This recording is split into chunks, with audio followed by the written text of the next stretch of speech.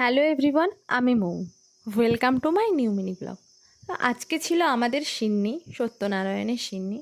তো সিন্নির এখানে জোগাড় করা হয়েছে যা যা লাগে, নানান ধরনের ফল, তারপর লুচি, সুজি, বাতাসা, মিষ্টি, দই, আর হ্যাঁ, মেন উপকরণ যেটা সেটা হচ্ছে সিন্নি।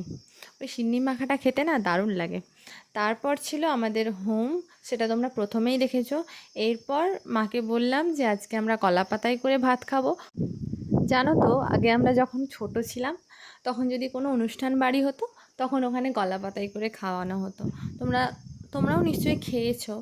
তো তারপর কাকিমা এসে ভাত দিয়ে গেল, আর হ্যাঁ, ভাতের সাথে ছিল ঘি, আলু ভাজা। ঘি দিয়ে ভাত খেতে কিন্তু দারুণ লাগে। এরপর ছিল আলু পটলের তরকারি। এইসব দিয়েই আমরা আজকের ভাত খেলাম। তো আজকের মিনি ব্লগটা এখানেই শেষ করলাম। টাটা, রাধে রাধে।